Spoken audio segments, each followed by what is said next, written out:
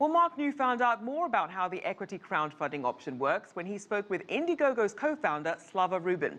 He began by asking why Indiegogo chose to go down this route, one that competitors like Kickstarter have passed on so far.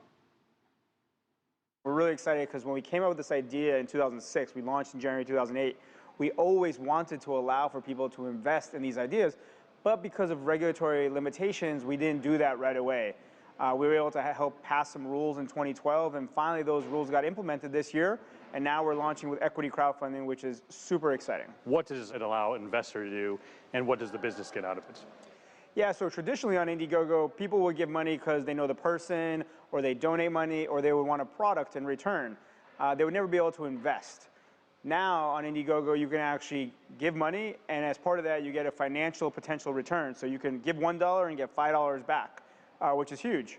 And then from an entrepreneur perspective, they can actually raise capital from investors. What is the breakdown of the money, the amounts you have to put in, and sort of the restrictions and limitations and the rules governing this transaction? Sure, so as an entrepreneur, you can raise up to $1 million per year, and this is from unaccredited investors in America and abroad. So this is people that have any salary. It used to be that you had to be an accredited investor, so you had to be rich, over $250,000 of salary or over $1 million of net worth. Now on the investor side, again, only 2% of Americans are actually considered accredited. So 98% of Americans haven't been able to invest in these ideas. Now, because of Indiegogo launching equity crowdfunding, anybody in America can invest. Depending on your salary, you can do up to $2,000 or potentially even up to $10,000 of investment per year.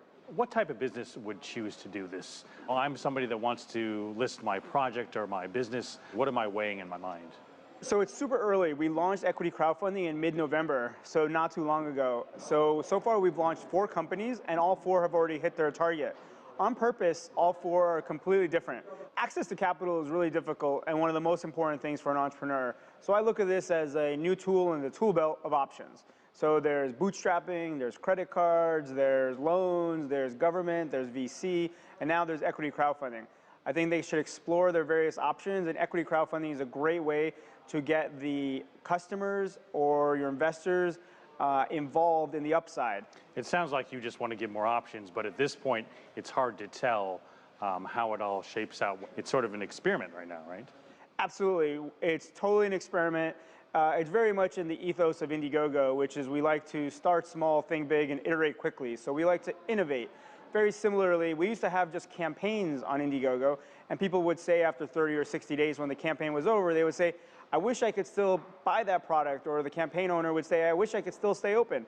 So 2 years ago, we started experimenting with this concept called in demand, where you can actually stay open until you're actually ready to sell after your campaign is ready, because you still need to manufacture it. And in demand started as a small experiment. We listened to the customers, we improved the product, and now it's a major pillar of the growth of Indiegogo's core business. Similarly, we're a few weeks into equity, we're experimenting, we're learning from the data from the customers, and we'll look to improve it and grow it. You have to have a lot more rules in place since more money is being exchanged. It's less about more money or less money, it's about that this is now a regulated space.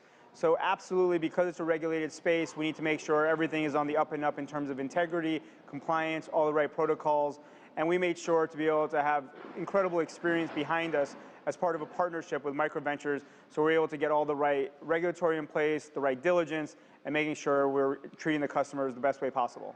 How would you say this compares to your main rival, Kickstarter, who is considered the biggest, at least in America?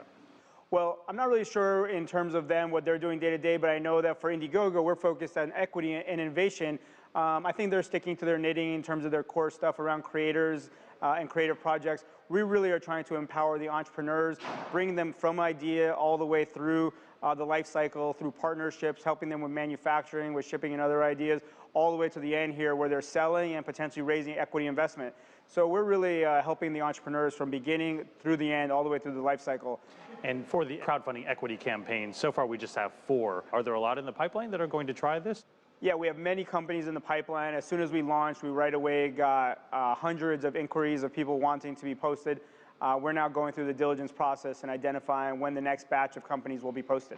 Now, looking forward, what are some predictions for how the crowdfunding landscape will evolve? Yeah, I mean, crowdfunding is still quite early. I think, by the end of the decade, we'll see that maybe even crowdfunding, the word, might not even be used. It'll just be layered into the fabric of how funding gets done. I think a few years from now, equity will be quite normal. You're seeing a lot of enterprises, large Fortune 500 companies get involved as well. So I think we're going to take it for granted that this concept of crowdfunding will just be layered into how funding gets done. It's one of the options. So I think you're seeing that every 18, 24 months, you're kind of seeing a new zero get added in the crowdfunding space. So you'll probably see a $100 million campaign, in the next couple of years. And then, $1 billion is just a short time after that.